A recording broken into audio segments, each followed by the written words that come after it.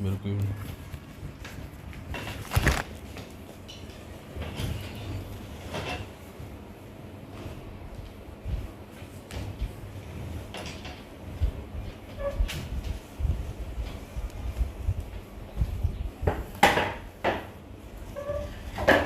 Ok, mon frère, parle-moi. On te sert les fruits. Il y a même le cacahuète là. Non, c'est pas. Ok. Donc, il y a la Bible là. Ça veut dire que si au besoin, tu vas ouvrir la Bible, tu vas ouvrir, non?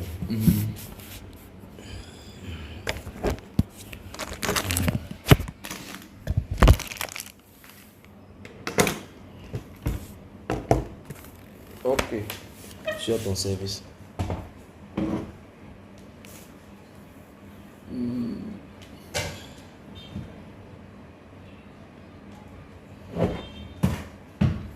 Déjà, je suis très content parce que les vidéos que je suis ces derniers temps-ci sont très riches en émotions. Comment ça? Lesquelles? Tu suis des choses de Bamba Iba toujours. Hein? Oui. Délivrance et autres, waouh. C'est... Même la dernière vidéo que j'ai postée, c'est avant-hier.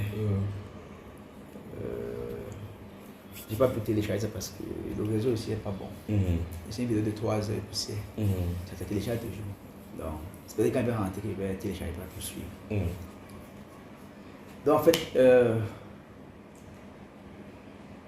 je viens parce que j'ai besoin. Je vais commencer par le fond. Le fond, c'est. Comme la Bible dit, il faut chercher premièrement le royaume des cieux et les autres seront donnés par-dessus. Pour moi, j'ai besoin que le Seigneur touche mon cœur, qu'il me transforme en une autre personne, afin que je sois vraiment assidu à sa parole. C'est que tu as besoin de prier, c'est que je vais t'imposer les mains. Oui. Et parce que j'ai un moment, j'ai lâché la foi. Ça, il faut être honnête. Je suivais les vidéos. Mais sur la vidéo, il n'est pas pratiqué, c'est un peu vain. J'ai lâché la foi et... Bon. Et maman Angéline, je sais pas si vous la connaissez. Qui t'encourage, oui. Elle était là la dernière fois. Voilà, avec les filles. C'est la marraine de ma femme. Son mari, c'est mon parrain de mariage. Donc, elle m'a beaucoup encouragé et tout. Et ça m'a fait revenir sur la voie. Oui. Et je me suis rendu compte qu'il y a beaucoup de choses que je laissais passer, que je ne tenais peut-être pas attention, mais qui en fait détruisaient ma vie. Donc, depuis que je suis quitté ici là, en 2015, je suis arrivé aux États-Unis, je fais tous des rêves bizarres. Donc, je rêve que j'ai eu mon bac en 2007. Que tu es toujours encore à l'école. Oui. Je rêve tout dans la maison où j'étais Manjo. Quand tu dis Konsamba là, avant Konsamba, c'est où je suis né, à Manjo. J'ai toujours entré à Manjo et tout dans la maison où j'ai vécu, je ne sais pas il y a combien d'années. Bon, je ne prêtais pas attention parce que je ne connaissais pas ce que ça signifiait. La signification. Voilà. Donc quand le Seigneur m'a ouvert les yeux, j'ai compris que en fait c'était quelque chose qui me liait, qui me tenait captif pour ne pas avancer. Donc j'ai commencé à prier par rapport à ça. Et bon, comme on dit souvent, il y a des choses que toi tu ne peux pas faire seul. Tu demandes l'aide de quelqu'un qui est plus adapté, approprié. Mais ça fait que récemment, c'est là 3 semaines, beaucoup de choses ont commencé à se passer dans ma vie. Au point où j'ai même perdu mon emploi. Bon, je me dis que ça peut arriver. La compagnie peut décider de restreindre le personnel, de licencier. Mais il ne dit pas toujours que c'est par une partie de ça. Mais il dit que quelque chose que c'est, je continue toujours à faire ces mauvais rêves-là. Malgré mes prières et tout, mes jeûnes et autres là. Je me dis que de moi-même, je ne peux pas arriver. Le Seigneur peut passer par quelqu'un qui est un peu plus élevé spirituellement pour m'apporter de l'aide. Donc voilà un problème. Et l'autre, c'était de parler de la prédestination. C'est un sujet qui m'a beaucoup tracassé. J'ai parlé ça à Papa Tani. Donc, on va parler de ces sujets-là et à la fin, on va se mettre à genoux ici, on va prier. Je vais recommander ta vie entre les mains du Seigneur. Et quand tu vas rentrer, tu vas nous dire, comme tu as le numéro de téléphone, tu vas nous appeler pour dire comment ça a changé. Oui. Très bien, mon frère. Oui, c'est ça. Qu'est-ce que tu sauras sur la prédestination? Bon, d'après ce que j'ai entendu, je pense qu'il y a une vidéo où tu parles de ça. Que tout ce qu'on fait avait été prévu par Dieu. Oui. Donc Dieu me l'a prévu quand il va se poser sur lui. Absolument. Quand il sera assis ici, avec il sera couché là. Voilà. Un sera plutôt, parce que d'abord il va aller au lit, et tu l'avais devenu ici là. Donc, et tout. Donc, il y a dans les phénomènes dans la vie, souvent on dit que quelqu'un meurt de manière prématurée. Ça veut dire qu'il n'est pas mort le jour qu'il devait mourir. Et il y a des choses, comme on dit, dans le royaume, dans le jardin d'Éden. Quand Dieu vient, il demande à Adam, où es-tu? Où es-tu? Est-ce qu'il ne savait pas déjà ça avant de demander? Ou bien il demandait par formalité. Il demande à Caïn, quand tu fais ton frère, oui. Il savait déjà qu'il l'a tué, mais il le demande. Donc il y a tout ça là qui me tracasse l'esprit. Et maintenant, ce qui me tracasse encore l'esprit, peut-être que c'est par rapport à mon ignorance spirituelle. Donc je veux dire que je vais t'éclairer. C'est que, je prends un exemple. Bon, peut-être que je parle sur en termes d'humain. Par exemple, l'homme naît et Dieu a déjà les plans pour lui. Voilà. Maintenant, souvent on dit qu'on prie pour arracher, pour faire ouvrir et tout, pour que les choses marchent dans nos vies. Voilà. Peut-être si tu pries et que les choses marchent dans ta vie, est-ce que c'est parce que tu as prié ou bien c'est parce que Dieu avait déjà prévu ça que ça devait marcher comme ça? Très bien. Est-ce que si tu ne pries pas, le plan de Dieu va toujours s'accomplir dans ta vie, puisque c'était déjà prédestiné. Donc voilà les choses qui me traquent. Je crois que c'est bien qu'on commence par là, on prend ces fils-là, et au fur et à mesure, s'il y a des questions, tu poses, d'accord? Oui. Prenons le cas de l'apôtre Paul. Tu connais l'histoire de Paul. On n'a pas beaucoup passé mal à la lumière, non? Oui, apparemment. Prenons le cas de l'apôtre Paul et sa venue à Christ. Donc, tu connais l'événement quand il était dans la persécution à Damas. Alors, chapitre 9, ouvre chapitre 9 des Actes des Apôtres, on voit. Actes des Apôtres, chapitre 9.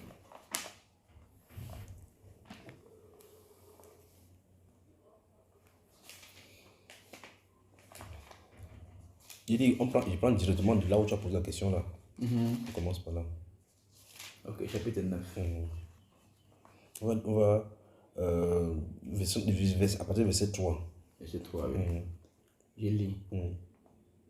Comme il était en chemin et qu'il approchait de Damas, tout à coup, une lumière venant du ciel resplendit autour de lui. Il tomba par terre et il entendit une voix qui lui disait, « Saul, Saul, pourquoi me persécutes-tu? » Il répondit, « Qui es-tu, Seigneur? » Et le Seigneur lui dit, « Je suis Jésus que tu persécutes. Il te serait dur de regimber contre des aiguillons. » Tremblant et saisi d'effroi, il dit, « Seigneur, que veux-tu que je fasse? » Le Seigneur lui dit, « Lève-toi, entre dans la ville et on te dira ce que tu dois faire. » Les hommes qui l'accompagnaient demeuraient stupéfaits. Ils entendaient bien la voix, mais ils ne voyaient personne. Saul se releva de terre et quoique ses yeux fussent ouverts, il ne voyait rien. On le prit par la main et on le conduisit à Damas. Il resta 3 jours sans voix et il ne mangea ni ne but. Or, il y avait à Damas un disciple nommé Ananias. Le Seigneur lui dit dans une vision, « Ananias. » Il répondit, « Me voici, Seigneur. » Et le Seigneur lui dit, « Lève-toi, va dans une rue qu'on appelle la droite et cherche dans la maison de Judas un nommé Saul de Tarse, car il prie et il a vu en vision un homme de nom d'Ananias qui entrait et qui lui imposait les mains afin qu'il retrouvât la vue. » On s'arrête là-bas, c'est justement là où il va revenir.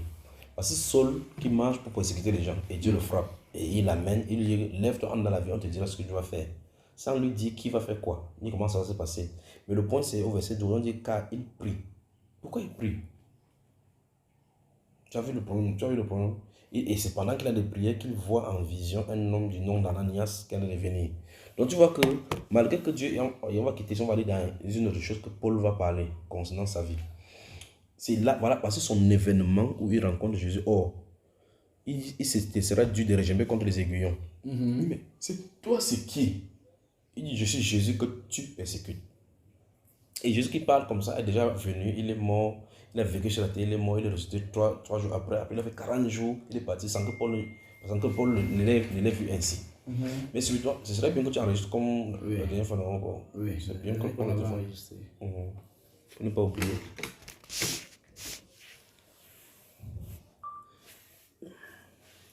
Très bien, c'est bon.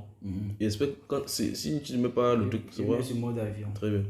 Alors, mets ici. C'est bon. Alors, donc, on voit que ce type-ci n'a pas vu Jésus physiquement quand Jésus-Christ était là. Il parle comme ça, c'est une lumière resplendissante qui ne parle. La voix parle depuis la lumière. Il dit, je suis Jésus que tu persécutes, il sera difficile de régimber contre les aiguillons. Il dit, qui es-tu Seigneur? Je suis Jésus. Lève-toi en avant, on te dira ce que tu vas faire. Il n'est pas allé juste dans la place, il est resté comme ça. Or, dans la place, dans tout ce qu'on a lu là, on nous a seulement dit qu'il a laissé 3 jours sans manger, sans boire. Donc, ça veut dire que c'est un jeûne qui lui a été imposé spirituellement. Puisqu'on ne dit nulle part, il dit, lève-toi dans la ville et on te dira ce que tu dois faire. On ne lui a pas demandé de jeûner 3 jours. Il est resté 3 jours sans voir. Il ne mangeait, il ne bu. Et durant ce moment, il est entré dans le jeûne. Et c'est durant le moment qu'il a dit de jeûner et prier qu'il a vu en vision l'homme qui est censé venir vers lui pour lui dire ce qu'il doit faire. Il n'est pas dans la vie juste resté comme ça. Ok, on a dit que j'attends. Je vais parler de le travail de Dieu et notre participation. Tu vois cela? Donc, il y a la coopération dans cette marche-là. Chaque fois quand tu vas voir la prédication, il y a toujours ça. Regarde par exemple, il est dit dès le départ, voici la Vierge enfantera. On n'a pas dit la Vierge qui est Marie. On a juste dit Vierge. On dit en Israël, tous les vierges, la majorité des filles étaient vierges. Mais une vierge donc de la maison de David. C'est là-bas qu'on est entré maintenant parce qu'elle était en relation avec Joseph. Maintenant, quand tu regardes tout cela, on dit, plus tard, quand l'enfant va naître et que Hérode va vouloir tuer l'enfant, il va dire, lève-toi, prends le petit enfant, fuis en Égypte jusqu'à ce que je t'appelle. Or, quand il va fuir en Égypte, on va venir tuer tous les enfants. Mais tous les enfants qui ont été tués, on dit, afin que ça accomplisse ce qui avait été dit, j'entends des cris à Rama. On a seulement dit, j'entends des cris à Rama. Rachel pleure ses enfants, car ils ne sont plus. On ne donne pas le détail que c'est quand le Messie va venir, qu'on va vouloir faire comme ça, on va le chasser, et à cause de ça, on va tuer tous les enfants. Et quand il dit, on entend les cris qu'on entend, ce sont les femmes qui pleurent leurs enfants. Oui. Mais quand il dit ça 700 ans avant. Ça veut dire que les gens qui en ont parlé ne sont même pas encore nés. Leurs arrière-grands-parents ne sont pas encore nés, même dans 3 générations. Donc ça veut dire que toutes les personnes qui vont assister à ces cris, et qui vont vivre ces cris, et qui vont perdre leurs enfants, sont préparés dans le plan de Dieu. Et voilà quelqu'un qui vient de voir cela. Donc, pendant qu'on y est même, regardons quand tu vois Apocalypse, les événements d'Apocalypse où on dit que j'ai vu le trône ouvert, les jugements, les morts, que celui-là a vu le jugement dernier alors que ça n'a même pas encore eu lieu. Nous sommes encore en train de vivre. On dit les morts, si tu prends les gens, tu me mets comme ça là, tu regardes quelqu'un sur la tête, que celui que tu avais vu, il dit waouh, toi j'avais vu là-bas, sur la terre, j'avais vu ton livre. Parce qu'on dit que quand il dit j'ai vu les morts se présenter devant le trône de Dieu, les morts furent jugés. Et tous ceux dont le nom n'était pas écrit furent jugés. Parce qu'il a vu, quand il dit tous ceux, ça veut dire qu'il a vu en fin de compte totalement ceux qui avaient été jugés jusqu'à ce que, quand c'est fini, il a vu que c'est ceux dont le nom n'était pas écrit dans le livre qui étaient jetés dans les temps de feu. Donc si Jean qui a vu Apocalypse, qui a écrit qu'on a dans la Bible maintenant physiquement, c'est tiens-là, il peut voir quelqu'un d'autre comme ça et dire, oh, celui-ci j'avais vu un jugement. Celui-ci j'avais vu un jugement. Or, quand il a vu ça, personne n'était sur la terre pendant qu'il était encore là. C'est ce que je comprends. Et donc il voit clairement, jusqu'à voir même comment un ange est descendu du ciel, enchaîner Satan. Or, ces événements ne sont pas encore arrivés.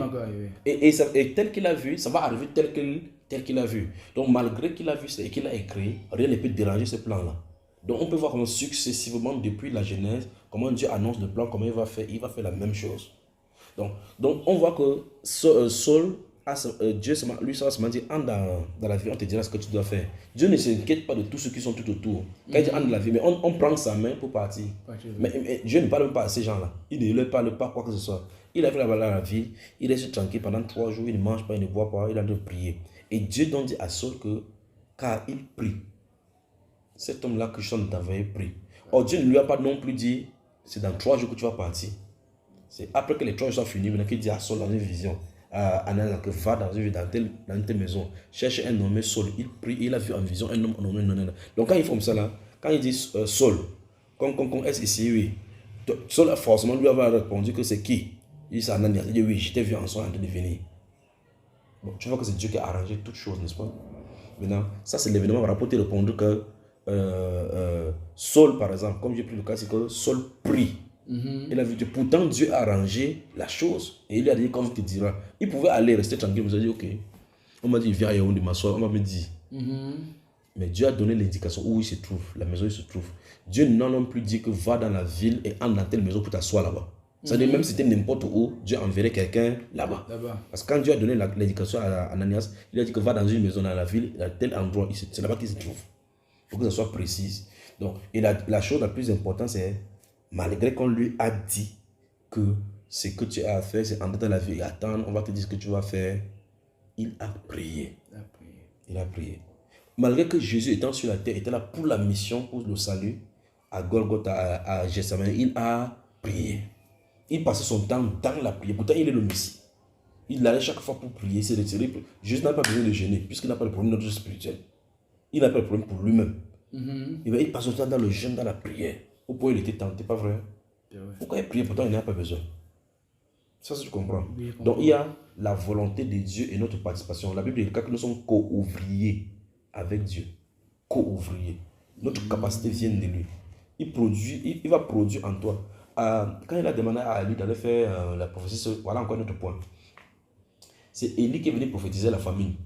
Il ne tombera pas de la pluie jusqu'à sur ma parole. Oui, tu vois donc que Dieu est obligé de le garder en vie. Parce que s'il tire comme ça, il meurt, la pluie ne tombera plus parce qu'il avait dit que c'est sur sa parole.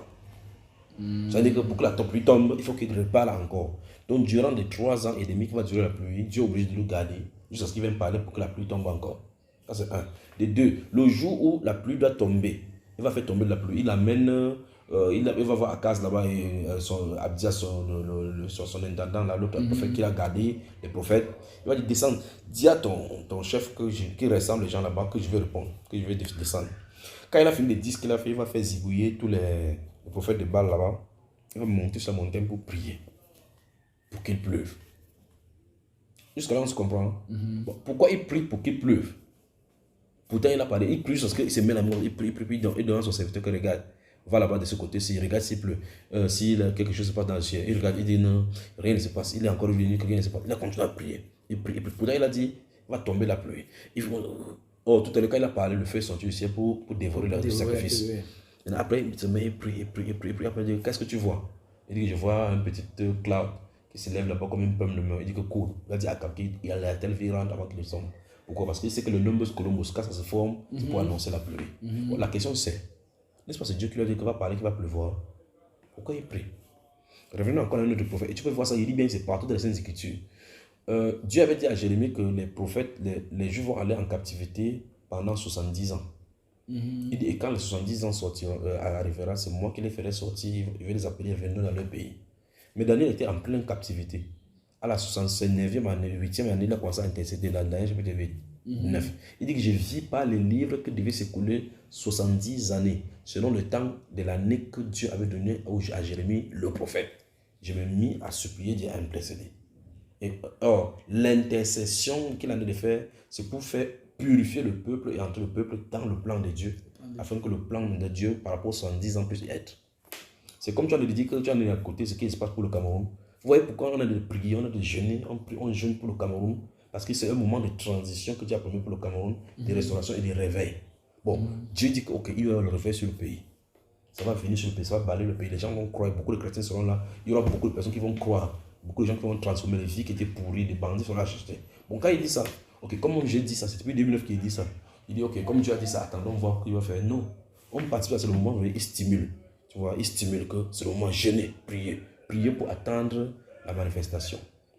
Dieu avait dit, comme j'ai dit là dans le livre d'Ésaïe, que le Messie viendra, Emmanuel, il viendra, son nom serait Emmanuel. Mais il y avait un homme qu'on appelait Simon, il y avait une femme qu'on appelait Anne. Il priait, il attendait la manifestation du Messie. Et donc la révélation a été donnée, ok, tu ne mourras pas sans avoir vu le Messie. Il est venu là porter Jésus enfant, mais il n'a pas vu comment Jésus a été 12 ans. Il est mort avant. Mais ce qu'il a dit, il a vu que c'est cette enfance qui est porté le salut. Et puis plus tard, il a manifesté Israël jusqu'à ce qu'il grandisse comme il se doit. Et lui, il n'était pas là. Le point c'est, malgré que c'était écrit dans la Bible, il disait ça, il croyait, il priait. Priait sur ce Dieu lui donne la promesse. Ok, comme tu as prié, tu vas quand même voir l'enfant Messie. Tu as vu? Donc, on ne dit pas, les gens ne croient pas. C'est ça qui fait qu'on prend cette prédestination. La première question qui sort dans la bouche des gens, c'est que, ok, si Dieu nous a sauvé quelqu'un, c'est quoi? On croise la main. Lorsque Dieu a voulu donner à le premier roi à Israël, il a prié, il allait chez Kist. Il pouvait dire là-bas dans un songe en montrant au père de Saul que ton fils sera roi. Il pouvait parler que Saul, tu seras roi. Il vient ici dire à Samuel, le prophète, il dit demain je t'enverrai à cette heure-ci quelqu'un tu oindras pour roi Israël. Il dit je t'enverrai. Mais la façon dont il a envoyé, il ne lui a pas parlé que descend pour aller là-bas. Qu'est-ce qu'il fait? Il fait égarer les brebis. Et quand il fait ça, il fait égarer les brebis. Et son père dit, oh, prends un serviteur, va chercher. Ils sont allés chercher les brebis. Après un moment donné, le serviteur dit, ah, il y a un prophète dans la... Tu as vu ça? Il y a un prophète. Donc toutes les intentions, les choix qu'ils font, c'est Dieu. Mais le problème, c'est que lui ne connaît pas que c'est Dieu qui vient de l'utiliser. Et c'est là le vrai problème. C'est-à-dire que l'être humain peut être utilisé par Dieu sans qu'il ne sache que c'est Dieu. Que ce soit un mauvais être humain ou un bon être humain. Le jour que Pilate est devant Jésus, face à face, il dit, ne pense pas que peut te relâcher. Il dit, aujourd'hui, tu n'auras pas de pouvoir sur moi. Que la décision que tu prendras viendra depuis le haut. Et Pierre va dire dans Actes chapitre 4, quand on va le fouetter, il dit que Seigneur, c'est toi qui as dit par la bouche de ton prophète, pourquoi c'est timide parmi le peuple, c'est vain parmi les nations. En effet, dans cette ville, si Pilate et Hérode ont fait, c'est que ta main et ton conseil avaient arrêté d'avance. Tu as vu? Parce qu'on dit, pourquoi c'est timide parmi le peuple? C'est le psaume 2 qui cite. Il dit que les rois des nations se sont ligués contre ton saint serviteur Jésus. En effet, dans cette ville-ci, Pilate et Hérode ont fait ce que ta main et ton conseil avaient arrêté d'avance. Donc quand Pilate et Hérode faisaient ça, ils balançaient Jésus partout. Ils croyaient qu'ils font ça comme naturellement, ils font ça pour tout le monde. Mais ils étaient dans le plan de Dieu, en train d'accomplir ce que Dieu a dit, sans s'en rendre compte. Judas, lui, c'était écrit clairement qu'il devrait le livrer en 30 pièces d'argent. Et cette 30 pièces d'argent, dans la lui de Zacharie, devait être jetée pour le champ des potiers, pour la sépulture. Les pièces que Dieu mange. Quand ça arrivait, il a dit, mais on ne dit pas qu'il doit manger. Il a jeté ça là-bas, on a fait la même chose qu'il le fait. En voyant seulement que tu as seulement dedans. Quand on délivrait, quand Lazare a été ressuscité, quelqu'un allait dire aux pharisiens que, mais voilà, il a ressuscité même Lazare. Ils sont tenus conseil. Qu'est-ce qu'on va faire? Il dit que si on laisse ce type-ci, le Romain venir tuer, il est question qu'on tuons-le. Pour que la Bible dit qu'il n'est pas, le souverain sacrificateur Anne ne dit pas ça de lui-même. Donc, quand ils ont fait le conseil, le conseil était pour tuer. Comment on va faire pour tuer? Le type-ci, il va nous ravir la popularité. Il a la vedette maintenant, les yeux sont ridicules sur lui. Les gens ne font que quitter la foule du pharisianisme pour aller rejoindre son groupe. Qu'est-ce qu'on fait? Tuons-le pour que les Romains ne viennent pas nous détruire ici. Ils ne disent pas ça de lui-même, mais étant souverain sacrificateur de Dieu, il prophétise. Ça fait. Donc, quand ils vont s'asseoir, ils vont dire, vous ne voyez pas qu'il est important qu'un seul homme meure pour le peuple et que tout le peuple soit épargné. Mieux on le tue pour que le peuple soit épargné. En voulant le tuer pour que tout le peuple soit épargné, il a prophétisé que Jésus devait mourir non seulement pour le peuple, mais c'était afin de réunir dans un seul corps les enfants de Dieu dispersés. C'est ce que Jean chapitre 11, verset 45 dit. Donc, quelqu'un peut vouloir te faire du mal en étant dans le plan. Et Joseph, depuis le Genèse, on a présenté ça. Joseph avait eu le songe de 14 à ses frères, à son père. On dit chacun ça. Les songes cassaient la tête des gens. Mais c'était les songes de sa destinée.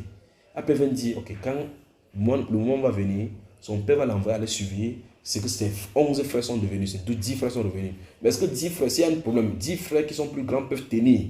Comment on peut avoir un enfant de traverser la brousse pour aller regarder là, il y a 10 frères? Ça n'a pas de sens. Et on a répondu, oh, voici le songeur. Tuons-le maintenant et on va voir ce que vont devenir ces songes. En voulant faire ces tueries pour voir ce qui va devenir les rêves, ils vont finir par faire le processus qui va amener à l'accomplissement de ces rêves. Finalement, ils sont venus en Égypte, se prosterner devant lui, non? Mais est-ce que le songe disait que c'était en Égypte?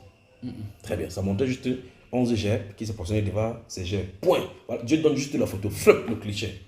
Tous les ayants doivent dire que pour qu'ils puissent aller en Égypte, dans le songe que mes gerbes étaient debout, pour vous, se prosterner devant moi. L'explication ne dit pas que c'est en Égypte, mais toujours dit qu'ils vont se prosterner. les gens ne disent pas que c'est en Égypte, c'est dans le plan de Dieu. Les gens, ils ont vendu au Sabé, on va le vendre chez Potiphar. Potiphar va finir par l'envoyer en prison. Sa femme va vouloir le draguer, ainsi de suite. Et puis il va finir en prison. Et puis de la prison, va aller là-bas. Et puis il va être à la position où sa geôle sera debout, où l'autorité sera là. Ils vont se prosterner. Donc, juste un seul cliché. Et les tenants et les aboutissants des événements et des personnes qui vont concourir pour faire accomplir le plan là sont contenus dans le plan de Dieu. Ça veut dire qu'il fallait que la femme de Potiphar soit là un jour pour draguer. Donc, à ces rêves aussi correspond la femme de Potiphar, parce qu'il faut qu'il soit à une position, il va être autoritaire en Égypte. Pour qu'il parte à être autoritaire, il faut qu'il passe par la prison. Mais Dieu ne montre pas tout cela dans les détails. Tu comprends, mon frère? Et donc, quand tu comprends tout cela, tu vas voir que Dieu a tout aligné. Tout aligné. Il dit à prophète que je vais t'envoyer quelqu'un vers cette heure, demain, tu vas le rendre pour roi. Lui-même est parti, son père ne connaît pas, lui-même ne connaît pas, son serviteur ne connaît pas. Il dit qu'il y a un prophète ici, il dit tout ce qu'il dit, il manque point d'arriver. Allons le voir, le conservateur ne dira-t-il pas? Il va nous dire. Quand il vient pas, quand il le voit, il dit que c'est lui. Mais il reste tranquille. Donc jusque-là, le gars ne sait pas quand on a fait le Congo ça sur lui depuis le ciel. Que sa destinée, c'est un roi. Il dit pour qui les choses glorieuses que Dieu a révélées en Israël. Il a lui parlé en parabole, en langage voilé. Il a dit, mais je suis qui ici dehors pour que les grandes choses comme ça se disent sur moi. Pas vrai? Alors donc, tu vois que, est-ce que Saul savait que ça avait été prédestiné? Lui il disait que non, moi, je suis qui ici dehors? Moi, je suis qui ici dehors? J'ai même chose avec Gédéon. Oui. Qui suis-je? Bon, je reviens sur Jésus un peu, son cas. Quand Jésus prie, Père, s'il est possible que cette coupe s'éloigne de moi. Qui prie qui? Bon, c'est même ça le problème. C'est même ça le problème. Oui, c'est quand tu es bon que tu... Parce que c'est un passage... Il est Dieu. Oui, ça me trouve à deux niveaux. Parce que quand il est au sol, il est... Je veux dire, quand il est sur la terre, ça veut dire que le trône est vide. Parce qu'il est... Ouvrons Jean. Bon, ou bien finissons ici pour qu'il explique bien ces choses, pour qu'on ne mélange pas. On va y revenir sur ça, d'accord, sur cette révélation-là. Bon, comme on a pris le cas de Saul, tu vois que j'ai pris le cas de Saul, j'ai détaché sur beaucoup d'autres exemples. Maintenant, prenons Saul aussi, comme on a lu Saul, son avènement dans le Seigneur. Lisons Galates chapitre 2. Ouvre Galates chapitre 2. Ouais. Actes des apôtres, Galates. Ouvre Galates rapidement. Tu vois que tu parcours plus de 260 km des Douala à Yaoundé pour venir entendre ces choses-ci. Ça veut dire que Dieu a quelque chose de merveilleux. Pourquoi tu pouvais dire, je m'en fous, je vais écouter ça sur Bambé. Oui. Chapitre 2. Oui. Mais de parcourir prendre le risque de la bus pour venir comme ça, et venir seulement pour écouter et prier comme ça là, il faut que tu aies l'amour de Dieu dans ton cœur pour prendre ça. Oui. Chapitre 2, n'est-ce pas? Verset 20. Écoutons. Ok, je lis. J'ai été crucifié avec Christ. Et si je vis, ce n'est plus pour moi. Ce n'est plus moi qui vis. C'est Christ qui vit en moi. Oui. Si je vis maintenant dans la chair, je vis dans la foi au Fils de Dieu, qui m'a aimé et qui s'est livré lui-même pour moi. Bon, le monsieur, il a marché avec Jésus. Celui qui parle là, c'est qui déjà? Bon, ouvre le chapitre 1 pour voir, qu'on soit sûr de la personne qui vient de parler. Chapitre 1, verset 1. Paul. Donc on est sûr que c'est lui qui a écrit. Très bien. Et nous avons vu clairement, s'il y a quelqu'un qu'on a vu sa conversion claire dans la Bible, c'est lui. C'est lui, oui. Très bien. On nous dit clairement qu'il est en train de persécuter quelqu'un, des chrétiens, jusqu'à ce que Christ se révèle à lui en disant que je suis ce Jésus que tu persécutes. Oui. Oui. Entrez. Il est quelle heure déjà?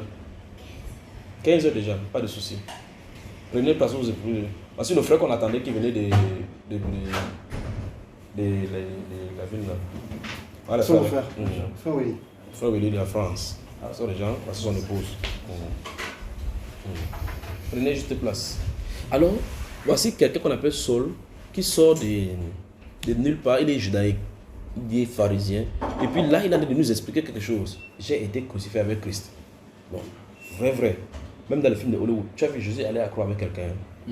Bon, qu'est-ce qu'il allait dire par j'ai été? Parce qu'il dit ça dans le passé.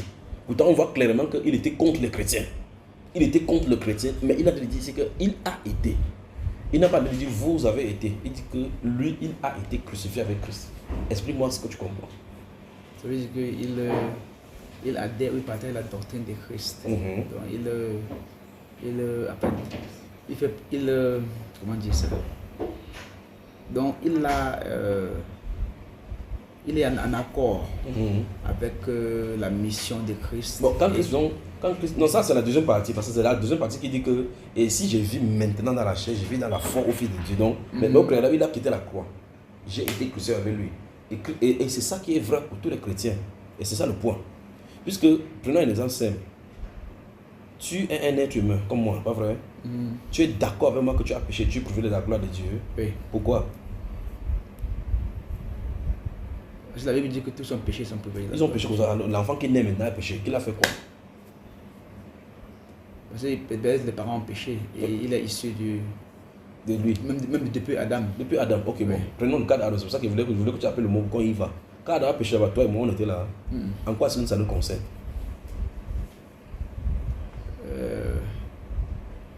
Tu comprends un peu la question? Oui. Parce qu'on dit que le péché d'Adam nous suit jusqu'aujourd'hui. C'est pour ça que Christ était venu pour mettre fin à cela. Pas vrai? Alors il pose la question. Adam était seul avec sa femme. Il commet ses péchés. En quoi est-ce que ça me concerne? Moi qui suis au Cameroun. Ce n'était pas un Camerounais Adam, pas vrai? Pourquoi est-ce que son péché peut me toucher? Il était un édéniste. Il habitait dans le pays d'Éden là-bas. Pourquoi son péché et comment ça fait-il que ça s'implique sur moi? Y compris sur toi et sur tout le long de la créature. Je pense que c'est parce que peut-être il y avait une ancienne loi qui disait que les péchés des parents doivent s'arrêter. Bon, il a aussi dit dans la Bible que le péché des parents les enfants ne paieront le péché de leurs parents, non? C'est dans Ézéchiel. Dans Ézéchiel, oui. Oh, Ézéchiel. Dans Ézéchiel 18, c'est écrit là, non? Donc, et dans Jérémie, il a dit que les parents ne vont plus manger. Il n'y aura plus cette adage, c'est que les parents ont mangé, les dents des enfants ont été agacées. Pas vrai? Mais de toute façon, quel qu'en soit le cas, si tu dis ça, que ça a été arrêté, c'est-à-dire que normalement, c'est à partir de maintenant, si on accouche un enfant, il n'a plus le péché d'Adam. Oui. Est-ce que si on accouche un enfant maintenant, il sort plus? Non. Voilà, donc ça continue toujours. Bon, je pose la question que je pose, c'est qu'est-ce que moi j'ai fait, ou bien comment est-ce que j'ai fait pour être héritier du péché d'Adam? Pourtant, quand il commettait son péché, je n'étais pas là. Je veux qu'on explique ça pour que tu comprennes que Paul, lui, il a dit ici par j'ai été crucifié avec Christ. Tu comprends? Alors, comment est-ce que comment tu participes au péché d'Adam? Comment est-ce que le péché d'Adam te concerne? Peut-être qu'il y a la sémence de ça en moi. Comment ça? Puisque tu n'es pas ton père direct. Ça se transmet de génération en génération. Ça se transmet de génération en génération. Oui. Ça se passe que si on te prend, quand tu étais petit, on te ramène doucement. À un moment donné, tu vas devenir un spermatozoïde. Si tu deviens un spermatozoïde, tu es forcément dans ton père. Oui. Si on le prend lui ou si on rabaisse, il devient spermatozoïde, il va revenir dans le sang, dans le règne de son père. On continue comme ça en vous remettant, tout le monde est liquide. Et on voit que le premier liquide, la sémence, était en Adam. Oui. Donc quand il commettait le péché, il avait le premier liquide originel. Et ce liquide originel a été ensemencé par du péché. Et par conséquent, toute reproduction maintenant se fait avec le péché. Tu comprends? Très bien. Prenons que, non, ne prenons pas le Seigneur, c'est un blasphème de penser même à cela. Prenons que, au courant des siècles, avant que Jésus ne vienne, que Dieu ait créé une personne qui n'ait pas participé au péché. Tu comprends? Que parmi ces gens-là, que Dieu crée quelqu'un maintenant, comme il a fait que Jésus-Christ sort, qui n'est pas participé au péché, qui le met au milieu des hommes, et qui crée une femme, et que les femmes ne soient pas impliquées dans le péché des hommes. C'est-à-dire que s'il prend encore deux êtres, il met sur la tête qui n'ont jamais péché et qui n'ont pas participé à Adam, qui ne sont pas issus d'Adam. Si ceux-ci accouchent de leurs enfants seront leur modèle. Les gens, ils ne pourront pas mourir, et ils ne pourront pas vieillir. Ceux-ci, la race humaine va toujours continuer la décadence, et ceux-ci ne pourront pas mourir parce qu'il n'y a pas d'assommement de péché. Parce que la loi du péché est dans ceux qui meurent. Ceux qui meurent, oui. Tu comprends? Donc si Jésus se reproduisait, il se reproduisait parce qu'il est la vie, il doit se reproduire tout ce qui se reproduit en lui. Ils ont la vie. Comme Jésus reproduit les gens maintenant. Ceux qui croient en lui ont la vie éternelle. Parce qu'il les engendre pour la vie éternelle. Tu vois le problème? Donc Adam engendre la mort. Tous ceux qui sont engendrés en Adam meurent. Ceux qui sont engendrés en Christ vivent. Le deuxième Adam.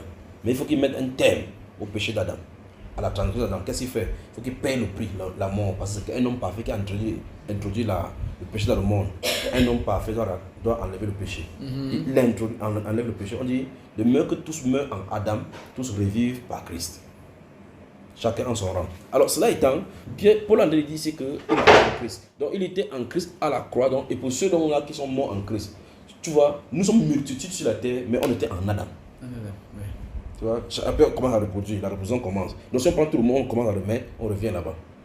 Tu vois. Donc maintenant, si on prend maintenant quelqu'un qui est chrétien, on est chrétien en vertu du fait qu'on a cru en Christ. Donc on est engendré maintenant, pas plus par le spermatozoïde, par la parole efficace, par la parole vivante. Donc à la croix, comme il a dit, tout est accompli, il a racheté tout ce dont-là qui était en lui. Donc toute personne pour qui Christ est mort, il est allé à la croix avec eux. On était en lui, mais on n'était pas seulement conscient. Donc quand il mourait, tous ceux dont sont morts avec lui. Donc c'est pour ça que dans le livre des 2 Corinthiens, chapitre 5, verset 16, il dit clairement que, quand il dit au verset 17 que tous ceux qui sont en Christ sont une nouvelle créature, les choses anciennes sont passées, toutes choses sont devenues nouvelles. Avant cela, il dit que ceux qui sont morts, si Christ est mort pour un, tous sont morts en lui, de telle enseigne qu'ils vivent non pas pour eux, mais pour ceux qui est mort et ressuscité.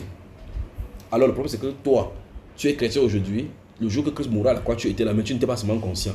Le moment va venir dans le plan de Dieu, tu vas te manifester. C'était le moment pour ce soldat d'être manifesté. Il va les retrouver tous ces brebis. Quand il dit je connais mes brebis et mes brebis me connaissent, il y a d'autres brebis qui ne sont pas de cette bergerie. Quand il dit qu'il y a d'autres brebis, ce sont ces brebis à lui, non? Mais ils ne sont pas encore là. Le moment va venir, il va les manifester. Donc quand tu veux dire je crois juste que c'est en 2001 que j'ai cru en Jésus-Christ, ça fait 20 ans que je crois en Jésus-Christ. Non. En réalité, tu étais en lui depuis 2000 ans. Donc tous les chrétiens sont vieux d'au moins 2000 ans. Tu vois ça? Tous les chrétiens sont vieux d'au moins 2000 ans. Donc 2000 ans, il était à l'intérieur. Mais il décide que c'est en 2022 que toi tu vas te manifester. L'autre en 2023, l'autre c'est en 2005. D'autres ont été manifestés parce qu'ils sont rentrés se coucher avec lui. C'est ça le mystère. D'accord? Donc pour ce qui est de la prédestination, comme je t'en ai dit, il y a des événements que Dieu a ordonnés. Des événements qu'il a ordonnés. Et les événements vont venir tels que là. Et chaque acteur de l'événement sera là au moment voulu. Quand Dieu dit à Abraham que sache que tes descendants seront esclaves dans cette nation-là et que c'est moi qui vais les faire sortir. Quand il dit ça, il sait qui va venir, quand que Moïse va venir. Il sait que pour le temps de Moïse, il faut qu'il y ait de la résistance. Satan, il dit à Pharaon que j'étais suscité à dessein pour montrer en toi ma puissance. Pour qu'il dise à Pharaon que j'étais suscité, il dit j'étais suscité, Pharaon n'est pas sorti du ciel tombé. Il est sorti d'un père et une mère. Donc il faut qu'il prépare les parents des pharaons qui vont se rencontrer. Et s'il prépare le père et la mère de Pharaon, il faut qu'il prépare la maman de Pharaon et son papa aussi. Il faut qu'elle soit sur la terre. Et si tu continues comme ça, tu vas voir que la lignée est préservée. Pour que le moment que Pharaon va se manifester, il soit là. Tu vois? Même chose pour Pharaon. Donc finalement, tu vois que rien n'arrive comme des générations spontanées. Tout est ordonné. Pour que Hérode soit là et pense là pour venir persécuter Jésus, il faut qu'à un moment donné, donc, on voit que ce sont des païens qui doivent être là pour gouverner sur Israël. Les rois ont toujours passé sur Israël, ont toujours passé jusqu'à ce que le moment venu où la personne pour qui la lignée est donnée doit être manifestée. Mais quand il vient au pouvoir, on voit que c'est quelque chose qui est normal. C'est pas simplement comme ça, là, comme mon frère. Ouvrons le livre d'Ézéchiel, d'Ésaïe. Ésaïe, chapitre 38. Il est 15h, c'est ça? 15h10. 15h10, oui, on est là. Il est sorti de Douala pour cela. Il est venu de l'Amérique. Il croyait qu'on nous trouvait à Douala. Il a pris le bus uniquement pour ça. Quand on finit là, il rentre encore à Douala. Donc ça, c'est l'appel de la prédestination. Ouais, l'appel. Il arrive des États-Unis. Oui, Wow. l'appel de la prédestination. C'est l'attraction au Cameroun. Wow. Et c'est pour cela qu'après, quand je vais écouter bien, vous êtes témoin de ces choses. Quand venu mettre la main dessus, le Saint-Esprit viendra sur lui. Ça va faire de temps en temps que sa vie spirituelle va prendre une autre tournure. Et son appel maintenant, il va savoir de quoi il est question par rapport à son appel. Très bien. Quoi qu'on s'est enregistré, tu vas garder ça. Tu vas savoir que j'étais au Cameroun. Le 21 novembre, j'ai rencontré le frère Junior. Il a dit certaines choses bizarres sur moi. Et voilà ça maintenant. Chapitre 38. Oui, à partir du verset 1. Verset 1, oui. Ok, j'ai lu. En ce temps-là, Ézéchias fut malade à la mort.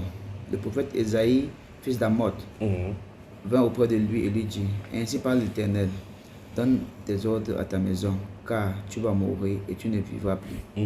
Ézéchias tourna son visage contre le mur et fit cette prière à l'Éternel.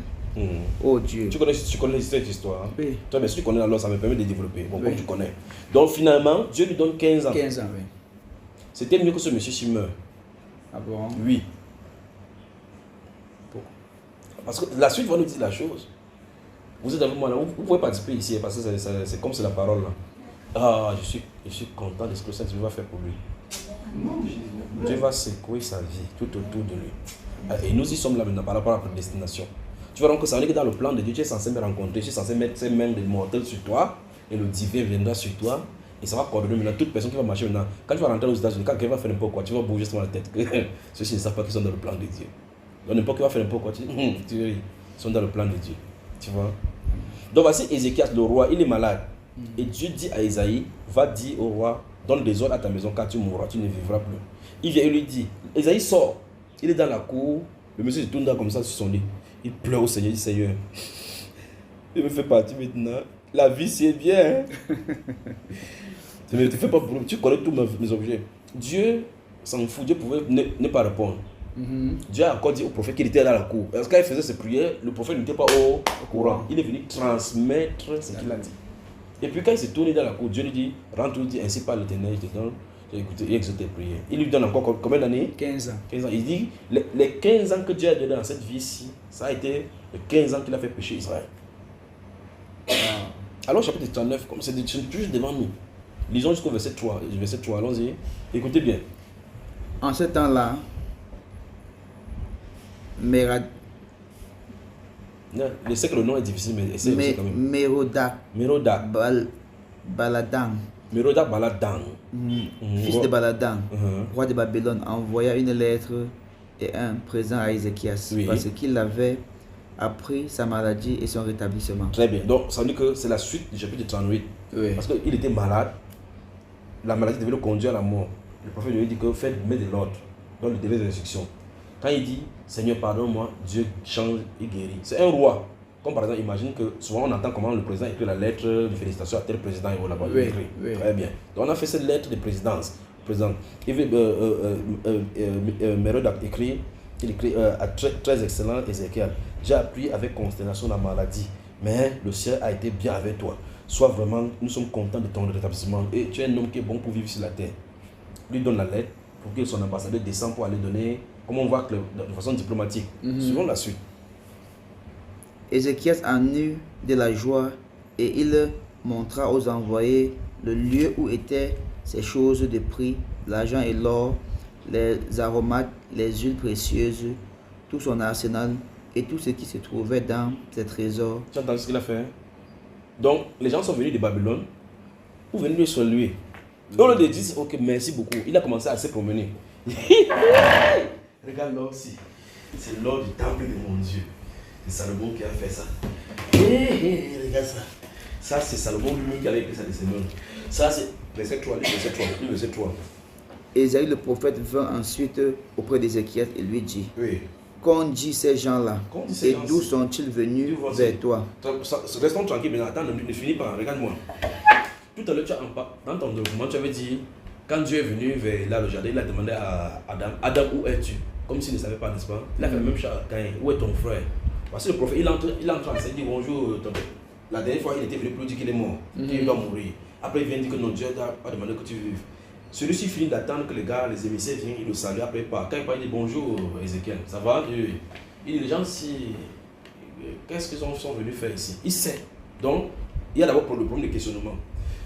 Il sait que ces gens sont venus, il sait exactement ce qu'il a pas. En fin de compte, il a un message. La question vient par rapport à un message. Il a le message de Dieu, que Dieu lui a dit. Il vient, il ne dit pas que ainsi parle l'Éternel. Il commence à parler des questionnements. Donc le fait que Dieu pose la question à Adam, Adam, où es-tu? C'est pour le placer dans ses responsabilités. Pour dire, je sais de quoi il est question. Le prophète ne pose pas de questions pour rien. C'est plein dans les Saintes Écritures. Quand David va coucher avec Bathsheba, quand Nathan, le prophète, va entrer, David, bonjour, bonjour. Il dit, mince, il y a des choses terribles sur la terre. Il dit, c'est quoi? Il dit qu'il y avait un homme qui avait 100 brebis avec lui. Il y avait son voisin qui avait une seule brebis. Il raconte l'histoire, il dit, mince. Il dit, les étrangers sont venus. Le monsieur qui a 100 brebis, au lieu de prendre une brebis sur sa brebis, tuer pour accueillir ces étrangers, il est allé dans le voisinage. Il a pris sa seule brebis qu'il avait tuée. Quand David a entendu ça, il a dit, comme, mince, que quoi? Le monsieur doit être puni. C'est un jugement. Oui, il dit quand David parlait comme ça, il savait que c'est lui dont on parle. Le prophète pouvait lui transmettre le message tranquillement. Donc, les prophètes ont le langage pour transmettre des messages. Donc, il a là-bas, il dit, quand on vit cet homme-ci, d'où sont-ils venus? Il sait exactement ce qu'il en est parce que Dieu lui a donné le message. Maintenant, suivons ce qui va se passer. Ézéchiel répondit, ils sont venus vers moi d'un pays très éloigné de Babylone. Ésaïe dit encore, qu'ont-ils vu dans ta maison? Dans ta maison. Ils ont vu quoi dans ta maison? Tu Ézéchiel vois que quand ils posent la question, ça ne veut pas dire qu'ils ne connaissent pas. C'est ce qu'ils ont vu. Ésaïe pouvait savoir, Dieu lui dit qu'ils ont vu telle chose, mais il attend que sa participation. Qu'ont-ils vu dans ta maison? Oui. Et il dit, Ézéchiel répondit, ils ont vu tout ce qui est dans ma maison. Il n'y a rien de mes trésors que je ne les ai pas fait voir. très bien, quand il a fait les parlements, il va maintenant parler de ainsi parle l'Éternel. En tout cas, quand il venait là-bas, le message pour lequel il venait, donc toutes les conversations qu'il allait avoir avec Ézéchiel, c'est pour arriver ici. Allons-y. Alors Ésaïe dit à Ézéchiel, écoute la parole de l'Éternel des armées. Oui. Voici le temps viendra. Les temps viendront où l'on emportera à Babylone tout ce qui est dans ta maison et ce que tes pères ont amassé jusqu'à ce jour. Il n'en restera rien, dit l'Éternel. Très bien. Bon, qu'est-ce que ça a déclenché la prophétie? C'est le fait d'avoir montré ça. Et ils sont venus pour comment? Quelle circonstance a fait permis pour qu'ils les montrent? C'est le rétablissement d'Ézéchiel. S'il n'était pas rétabli, Il ne serait pas venu. il ne serait pas venu. Donc s'il était mort tranquillement, ceci ne serait pas arrivé. Tu as vu ça, frère? Mais il pense aussi que c'est le plan de Dieu. C'est le plan de Dieu. C'est ça que je t'ai dit, qu'en réalité, il y a un plan de Dieu. Parce qu'en fin de compte, ça rejoint le plan que Dieu avait donné à Jérémie, qui vont être déportés à à Nebuchadnezzar. Donc l'homme ne peut pas non fuir le plan de Dieu. Il ne peut pas non fuir. C'est un peu comme quand tu dis, l'une des histoires terribles dans les Saintes Écritures par rapport à la prédestination, c'est le cas de Judas. Quand tu prends la prédestination, tu regardes le cas de Judas, tu dis, bon, Judas sera en enfer ou au paradis? Je te pose la question. Il sera en enfer. Pourquoi? Parce que Jésus lui m'a dit que il aurait mieux valu pour lui qu'il ne soit pas né. Bon, est-ce que c'est celui qui fait pour naître? Est-ce qu'il pouvait s'empêcher de naître? Donc il pouvait venir aux apôtres et dire, non, il n'est pas. Est-ce qu'il pouvait s'empêcher? Il ne peut pas. Bon, ok. Donc pourquoi on le condamne? Parce qu'il a trahi le Christ. Est-ce qu'il pouvait s'empêcher de trahir? Mais il ne pouvait pas. Est-ce qu'il pouvait arriver quand il est sur la terre? Il lit la Bible comme ça, il peut dire, hey, un homme est censé trahir Jésus. Je ne trahis pas, il ne trahit pas, il ne trahit pas. Il chaque esprit de trahison. Est-ce qu'il pouvait faire ça? Il faut que l'écriture s'accomplisse. Bon, maintenant, est-ce qu'on doit donc juger Dieu pour avoir fait ces mauvais films-là?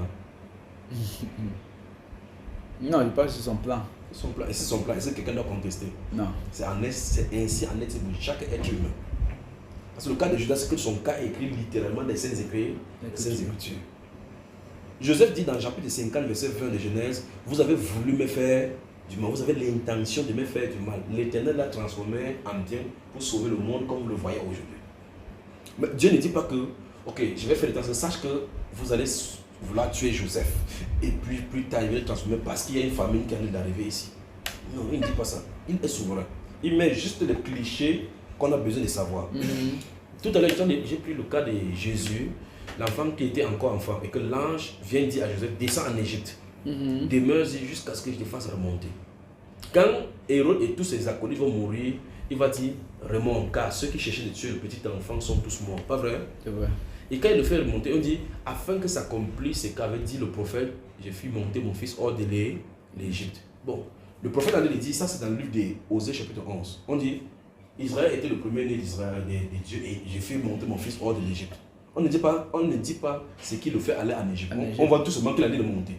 Il n'y a pas de prophétie qui envoie Jésus en Égypte, mais il y a une prophétie qui le fait remonter de l'Égypte. On se comprend jusque là? Oui. Donc dans Osée chapitre 11, verset 2, on dit, j'ai fait monter mon fils hors de l'Égypte. Il n'y a aucun verset qui dit que la prophétie, que Jésus est censé aller en Égypte. Mais il y a une prophétie qui le fait monter. Or, dans cette prophétie silencieuse, c'est inclus le fait qu'on va vouloir le chercher à le tuer. Tu vois cela? Très bien. Donc l'ange intervient pour dire, ok, descends en Égypte. Pourtant, ce n'est écrit nulle part qu'il est censé descendre en Égypte. Marie pouvait dire, mais comment le Messie sort d'Israël pour aller en Égypte, étant bébé? Je chasse cet esprit d'ange au nom de Jésus.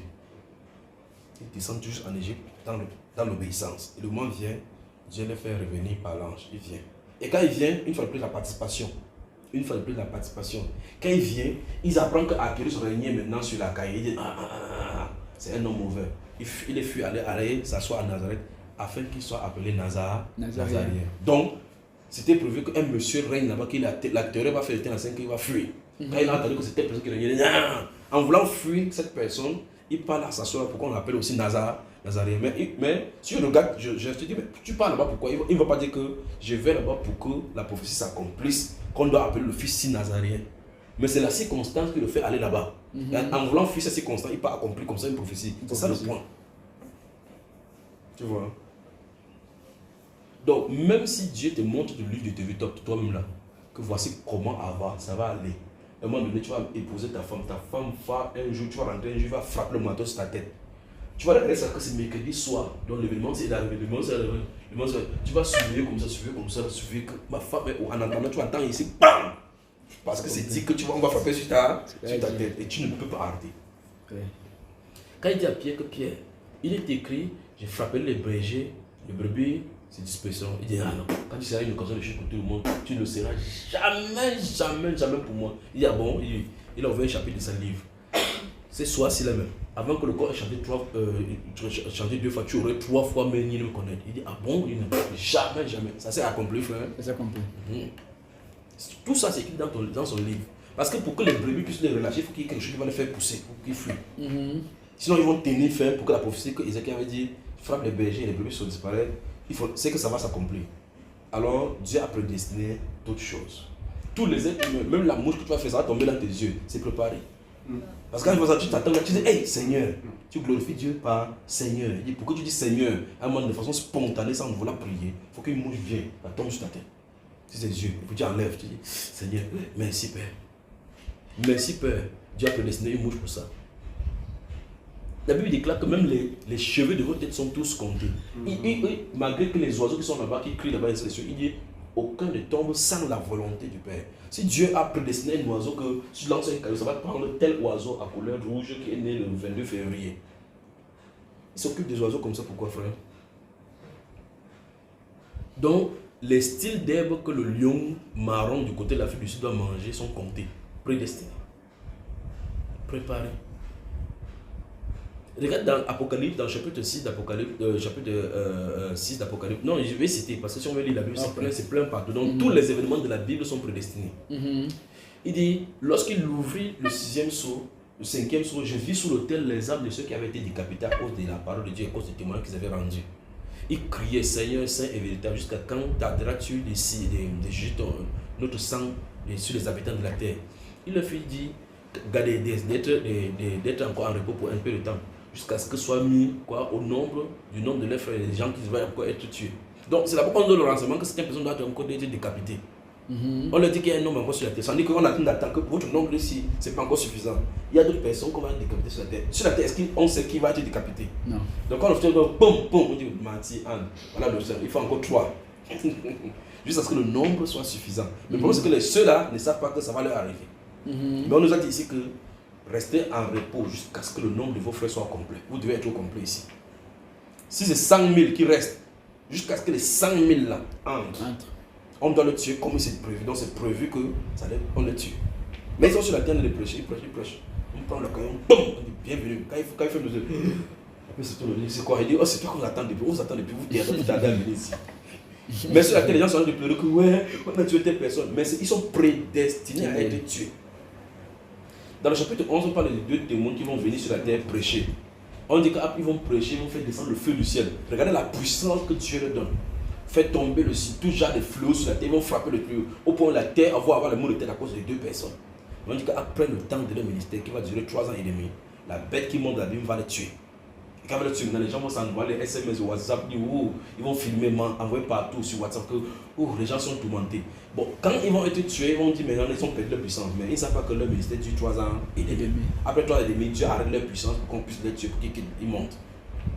Donc voici les 2 personnes dont on parle qui vont venir dans la Bible, qui ne sont pas encore venus. Donc on a parlé de leur vie, leur style de vie qu'ils vont mener, comment ils vont mourir. Quand ils vont arriver, ils vont mourir, les gens seront là en train d'abandonner les SMS tranquillement. Sans savoir qu'on avait dit qu'ils devaient envoyer un SMS pour se réjouir de leur mort. Voilà les événements préparés. Et on ne peut pas y échapper. Et entre temps, pendant qu'on dit ces 2 personnes-là, ils ne vont pas sortir du ciel. Ils vont naître d'un homme et d'une femme. Ils vont grandir, ils vont commencer à dire à leur mère que maman, ils sont venus faire la mission. Ils disent, faites-toi attention à tes bêtises là. Ils vont commencer à faire. Parce que c'est le plan de Dieu. C'est bien compris, mon frère? Oui, c'est bien. Très bien. Donc, tous les plans sont prédestinés devant Dieu. Donc, c'est peut-être prévu, donc, depuis l'éternité, avant que Dieu ne dise que la lumière soit, que je serai ici, la soeur sera de bouger son pied au sang. Ma maman sera en train de rire, et celui sera en train de regarder comme ça en souriant. Le fils sera en train de rire en frottant les mains, et moi, je serai en train de bouger les pieds maintenant. Tout est prédestiné. Tout est prédestiné, préparé. Wow. Dès que tu comprends ça, la première réaction de quelqu'un qui aime Dieu, c'est Seigneur, tu es souverain. Et là, ça te fait que tu ne te lamentes plus. Toutes choses concourent au bien de ceux qui aiment Dieu, de ceux qui sont appelés selon son dessein, selon son plan. Dessein, plan, appelés selon son plan. S'il a planifié, il dit que ok, planifier, ça veut dire que planifier un événement et autres, ça veut dire qu'on a organisé l'événement. Tu ne peux pas planifier un événement sans organiser. Tu organises, c'est une réunion qu'on a organisée, on a organisé les différentes articulations. Le mot de bienvenue sera fait par le secrétaire général. Oui. Après, prendra telle personne, tu vas faire ceci. L'être humain fait cela. Mais le problème, c'est que Dieu organise, il donne même le discours. À quel moment il va faire.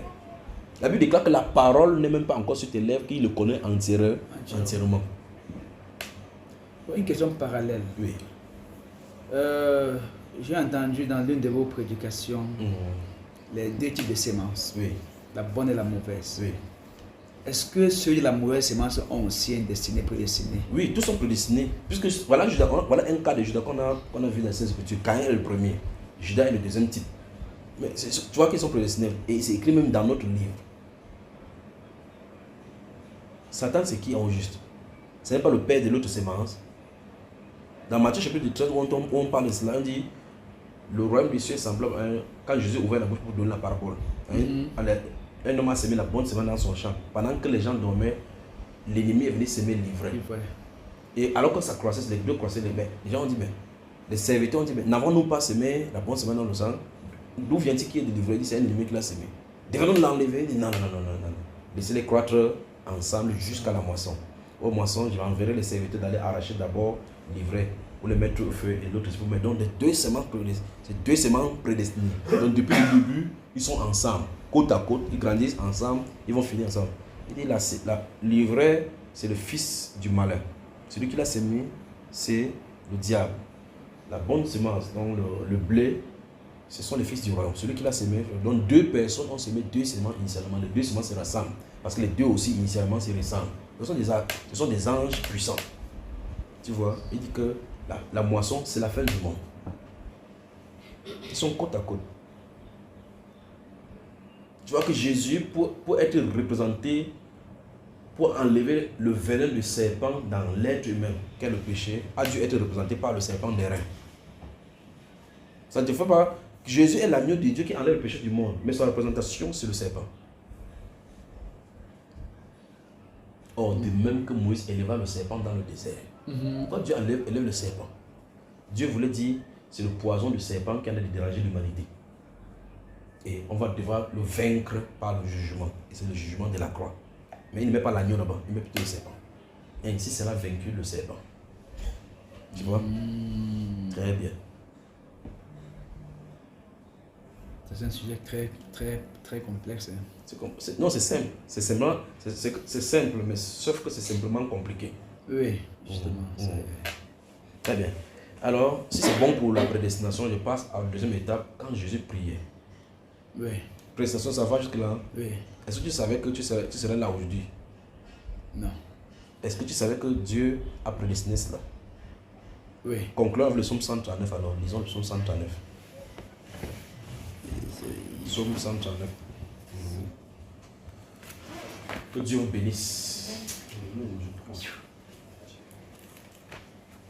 Dieu vous bénisse. Amen. Quand il va commencer à prêcher aux États-Unis, on va commencer à voir les miracles. Est-ce que tu sais que Dieu est appelé dans ton ministère, tu vas faire des miracles? Est-ce que tu savais ça?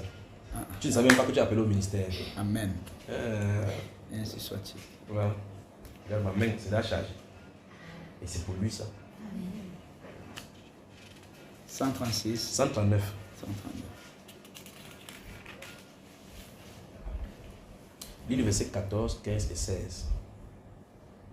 Je te loue de ce que je suis une créature si merveilleuse. Oui. Tes œuvres sont admirables et mon âme le reconnaît bien. Oui. Mon corps n'était point caché devant toi.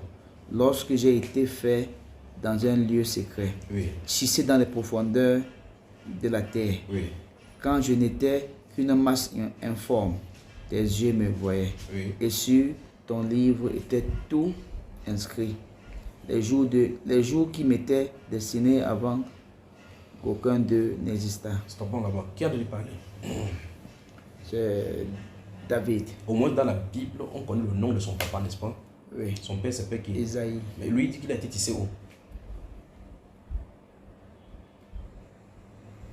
Dans la profondeur de la terre. Dis-moi, son père a accouché la terre, a marié la terre, frère. Son père a accouché avec la terre. Non. Mais lui dit qu'on l'a tissé dans les profondeurs de la terre. Ça peut signifier que puisque l'homme a été créé par la C'était terre. Adam, comment on a vu qu'il a été créé? C'est Oui. Adam seul qui a été créé de la terre, le reste a été multiplié par rapport sexuel. Mais celui-ci dit qu'il a été tissé dans les profondeurs de la terre. Par ricochet. Par ricochet. Oui. Très bien. Mais il dit que sur son livre était écrit quoi? Les jours. Sur son livre était écrit les jours de sa vie. Non, est-ce que c'est les jours ou c'est tous les jours?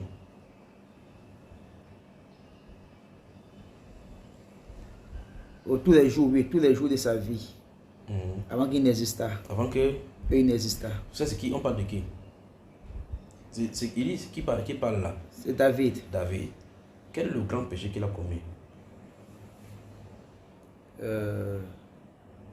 Il a pris la femme de Uri. Uri. Il a même tué.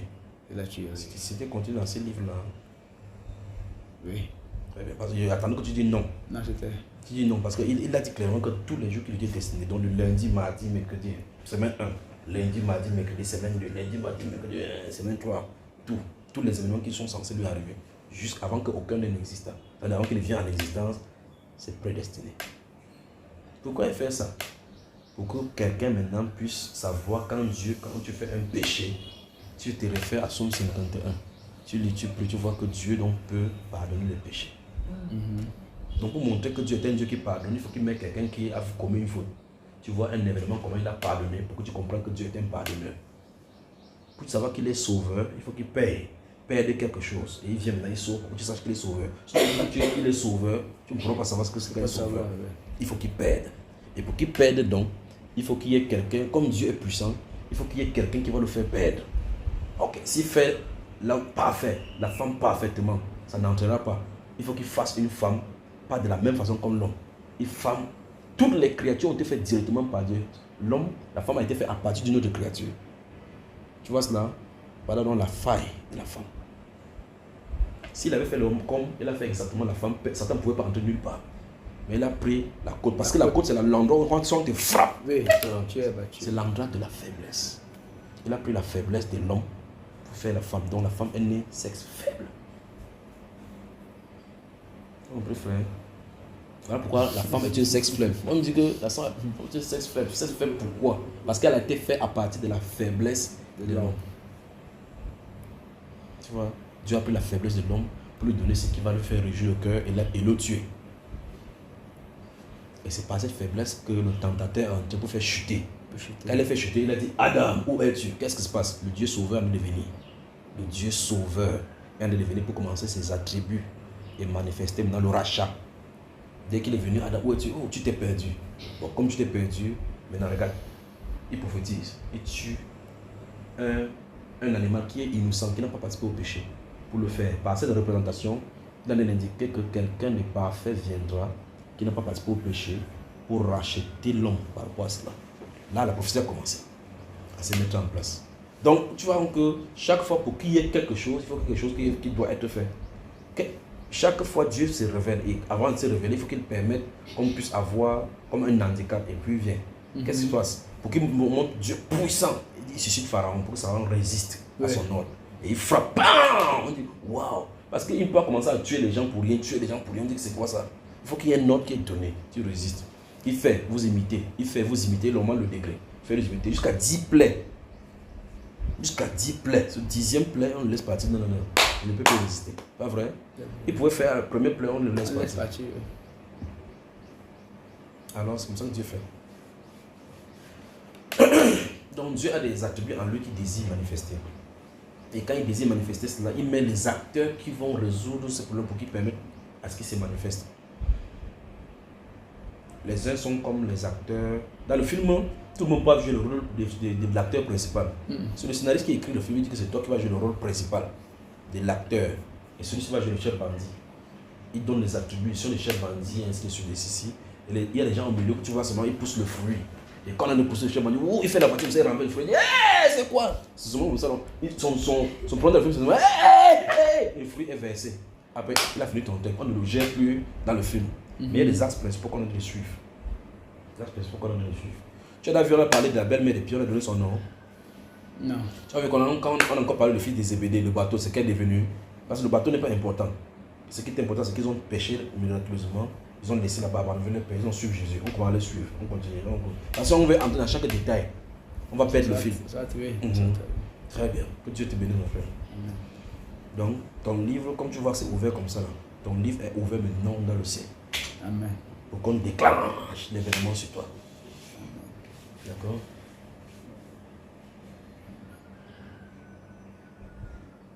Tu sais que c'est Dieu qui t'a envoyé ici, non? C'est pas toi qui as décidé de venir. Bon, tu penses que c'est toi qui as décidé de venir jusqu'à Yaoundé? Non. Donc, Saul avait décidé d'aller chercher les sauts. Comme on a fait ça tout à l'heure là. Et c'est lui qui a décidé d'aller faire. On dit que c'est Dieu qui l'a envoyé. Donc Dieu t'a envoyé vers moi pour que cette main s'impose sur toi. Ça fait tomber toutes les chaînes des liens familiaux et te propulse dans ton ministère puissant. Voilà pourquoi. Amen. Donc tu peux croire que tu es venu, tu as quitté les États-Unis pour venir ici pour le deuil, pour voir telle chose, ceci. Puisqu'il fallait qu'il y ait les années de qui s'égarent pour qu'ils partent voir le prophète. Oui, c'est vrai. Donc Dieu t'a envoyé des États-Unis pour que tu viennes voir le frère Junior. Oui, j'avais tout ça dans mon cœur quand il venait. et quand elle m'a dit que vous partiez, en fait, quand on a fini le deuil dimanche, tu sais, quand on tape tout le monde au deuil à 10h là, elle m'a dit que tu tiens encore droit là dimanche là. Je suis venu à ma femme et mes enfants. J'ai voulu les laisser là-bas pour venir à Douala te retrouver. Mais c'était risqué. Je ne savais pas comment ils devaient rentrer. Ok, j'ai dit non, je vais venir à Yaoundé. Bienvenue alors. Merci beaucoup. On passe au deuxième thème. Oui. Toi, tu pensais que Jésus priait. Qui est Jésus qui priait? Voilà, c'est ça que c'est complexe. Quand les hommes entendent que Jésus est Dieu, dans ce cas, s'il est Dieu, il priait qui? À la croix, il criait qui? Priait qui? Ainsi de suite. Pas vrai? Oui. Parce que je me dis souvent que lorsque Jésus a demandé que Père, s'il est possible que tu te coupes, c'est loin de moi, mais que ce ne soit pas ta volonté. Parce que bon, comme il savait déjà ce qu'il va faire, pourquoi il prie encore? Pourquoi il priait? À qui aussi demandait ça? Que c'est son plan. Le point même, c'est même pas pourquoi est-ce qu'il priait, c'est à qui il prie. À qui il priait, oui. Donc répondons à la question à qui il prie. D'accord? Oui. Très bien. On peut commencer vraiment. Oui. Je te pose une question, qui est le Père de Jésus? C'est Dieu. Tu es sûr de ce que tu dis? Jésus est Dieu. Bon, comment quelqu'un peut être son propre Père? Bon, dans les trois attributs divins, il y a Dieu le Père, Dieu le Fils et le Saint-Esprit. Bon, qui est le Dieu de qui là-dedans? Qui est le Père de qui? Donc, Dieu le Père est le Père de Jésus-Christ. Bon, ça veut dire que s'il veut aussi, il pourrait voir Dieu le Père et Dieu le Fils seul. Non, c'est une même personne qui a trois attributs. Et comment l'un est le Père de l'autre? Parce que Dieu appelle Jésus son Fils bien-aimé. Okay. Et le Saint-Esprit est quoi dedans? C'est la force agissante de Dieu. Ça dit quoi? Ça veut dire que son pouvoir, sa volonté, sa manifestation. Et lui, il est où? La force là est où? C'est l'esprit qui est en tout homme. Donc il parle ou bien il est inerte, ou bien c'est une force. Comme je dis, c'est une force parce que ça peut devenir une force. On peut lui communiquer une vitesse cinétique.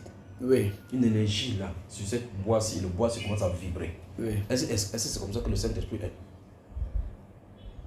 Parce que c'est un esprit. Esprit comment ça? Les esprits, il y a les esprits démoniaques, les anges, et ainsi de suite. Lui, il est comment? Esprit divin, esprit céleste. Qui parle, oui. Donc si c'est il parle, ça ne peut pas être une force ne parle pas.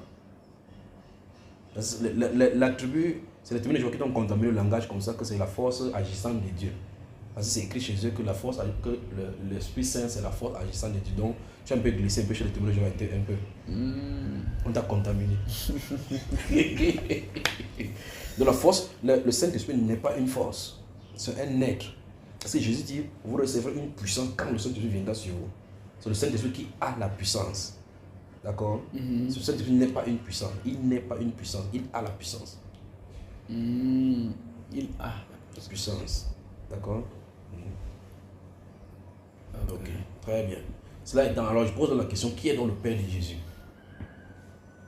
Le Père de Jésus, c'est celui qui détient la puissance. Ok. Lisons Matthieu chapitre 1, verset 18. Matthieu. Quand on va finir, on va aller ensemble. Hein. Tu vas prendre le bus de pour rentrer. Ou bien tu as quelque chose encore à faire ici.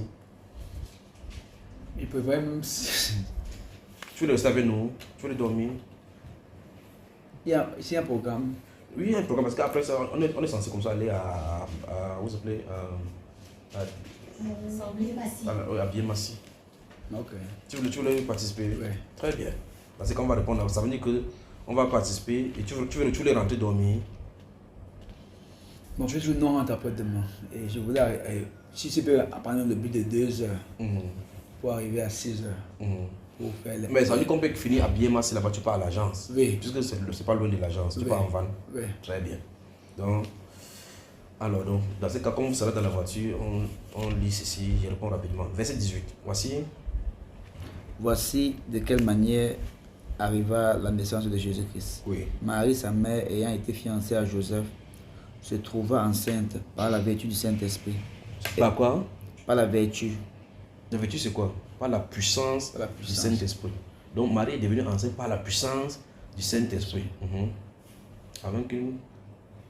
Avant qu'ils eussent habité ensemble, Oui. Joseph, son époux, qui était un homme de bien et qui ne voulait pas la diffamer, se proposa de rompre secrètement avec elle. Oui. Comme il y pensait, voici un ange du Seigneur qui apparut en songe et dit, Joseph, fils de David, ne crains pas de prendre avec toi Marie, ta femme, car l'enfant qu'elle a conçu vient de Dieu le Père. Vient de Dieu le Père. Non, ta version n'est pas bon. Vient de Dieu le Père. C'est écrit là-bas. C'est le Saint-Esprit. C'est Saint-Esprit. Oui. Donc on a dit que qui est le Père là-bas? L'enfant qu'elle a conçu vient du Saint-Esprit. Non, c'est qu'il y a un problème. Parce que Jésus n'a jamais appelé le Saint-Esprit son Père. Et parce qu'il dit toujours Père. Père, pas vrai? Et on dit ici que l'enfant qu'elle a conçu vient de qui? Du Saint-Esprit. Et qui en a parlé déjà? C'est l'ange. Donc l'ange petit s'est trompé de la paternité de Jésus. Non. Très bien. Donc il est vraiment le Père de Jésus. Le Saint-Esprit. Le Saint-Esprit. Donc là, quand ça commence à nous pousser à faire quelque chose, ça veut dire que celui dont Jésus parle chaque fois que c'est le Père, il ne parle en réalité de qui? Du Saint-Esprit. Du Saint-Esprit, parce que Dieu est esprit. D'accord? Donc le Saint-Esprit, c'est le Père de Jésus. Ok. Jean chapitre 14.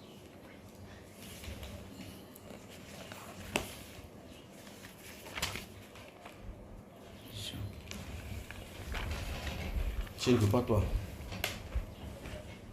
Il part avec nous, il va boire. On va mettre la main sur lui comme ça. À-t-il te dérange? Bon, on est parti. Jean chapitre 14, c'est bon? Oui. Le verset 10 dit quoi? Ne crois-tu pas que je suis dans le Père et que le Père est en moi? Stop. Qui est en lui? Le Père. Qui est le Père là déjà? Le Saint-Esprit. Ok. Et que le Saint-Esprit est en lui. Donc le Saint-Esprit vient en lui. On a vu que Clément, quand il a été baptisé, il est venu sur lui sur une forme corporelle. Donc finalement, tu vois que le Fils et le Saint-Esprit sont unis. Et c'est lui dont tu appelles le Père, en réalité, c'est le Saint-Esprit.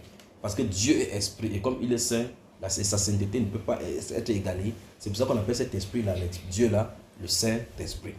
Donc en réalité, tu vois que ce n'est pas un troisième être. Tu vois? Et il est fils tout simplement parce qu'il est descendu en prenant les formes humaines. D'accord? Donc, ça veut dire concrètement qu'en réalité, la personne qu'on appelle Père, c'est le Saint-Esprit.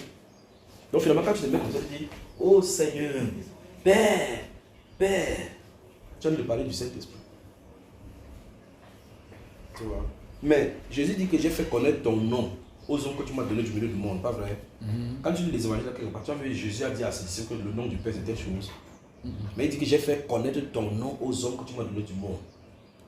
J'ai fait connaître ton nom et je leur ferai encore connaître.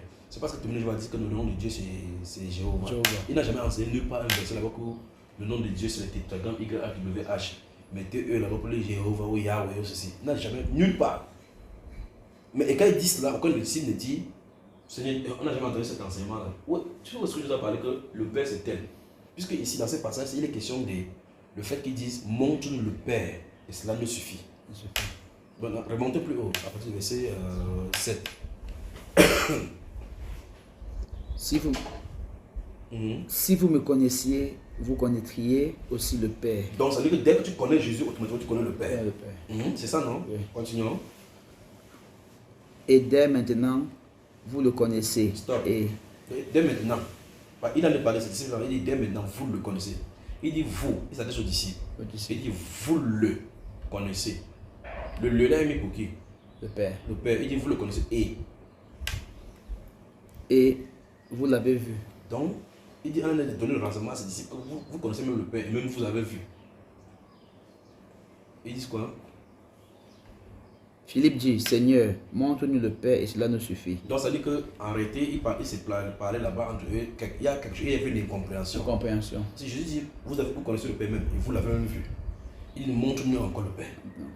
Donc, ça dit qu'en fait, le langage qu'il parlait, ceux-ci ne comprenaient pas. Parce que s'il dit, vous avez vu le Père, la dernière fois, vous avez montré le Père, vous avez salué même. C'est que ça ne semble pas être bon. Il dit, vous le connaissez et vous l'avez vu. C'est une déclaration que Jésus avait de faire. Ça veut dire que certainement, ceux qui ont dû regarder le Père sans savoir que c'était lui. Continuons. Jésus lui dit, il y a si longtemps que je suis avec vous. Stop. Philippe lui a dit quoi? Que montre-nous le Père, cela nous suffit. Lui, il est qui? Jésus. Jésus, c'est Le Fils. le Fils. Et puis il dit, mais montre le Père, cela nous suffit. Il dit qu'il y a si longtemps que Que je suis avec vous. Jésus parle de qui là maintenant finalement? De lui-même. Et Philippe veut voir qui? Je vais voir le Père. Quand tu lui montre qui? Lui, Jésus lui montre qui? Jésus montre le Père qui est lui-même. Fais-moi la baisse, c'est bon. Donc ça règle le problème, d'accord? Mettons ça, on va prier. Oh.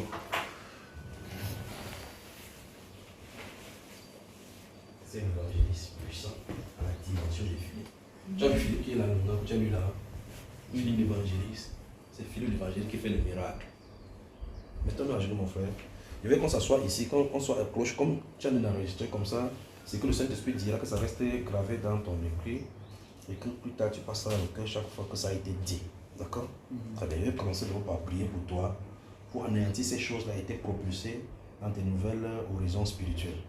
Et puis je vais proclamer sur toi ce que le Saint-Esprit mettra pour ton appel. D'accord? C'est ce qui va venir. Au nom de Jésus-Christ de Nazareth, Satan, je te défie dans sa vie. Le Seigneur l'a envoyé ici pour ouvrir cette porte qui lui était destinée et pour déclarer et proclamer la gloire de Dieu sur lui. C'est pour cela que je te conjure maintenant de libérer sa vie. Toute chaîne que tu as utilisée dans sa vie pour le connecter à sa famille et à toi, je les déclare maintenant brisées au nom de Jésus. Brisées au nom de Jésus. Il n'y a plus de lien entre lui et les ténèbres, ainsi dit le Seigneur. Plus de lien entre lui et les ténèbres. Maintenant, que la vision des nouvelles illusions, des nouveaux champs que Dieu lui a accordés soit manifeste dans sa vie. Au nom de Jésus. Que la conscience de son futur lui soit donnée. Maintenant, il n'est plus conscient de son passé, mais de son futur. Au nom puissant du Seigneur Jésus. Père, au nom de Jésus-Christ de Nazareth, merci pour la responsabilité que tu lui accordes. Merci pour ces dons d'évangélisation par les puissants miracles et des visitations, comme le fit Philippe. Oui, Seigneur, devant toi, ô Père, tu l'appelles Philippe. Que ce soit Philippe l'évangéliste maintenant, Père, pour faire des miracles. Que l'Esprit de Dieu vienne sur toi et qu'il te oint maintenant pour son œuvre.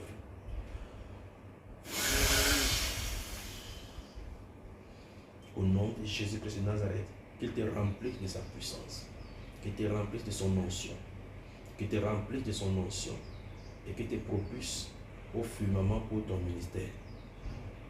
Guéris les paralytiques, ressuscite les morts, purifie les lépreux, les cancéreux et les sidères, proclame le royaume des cieux.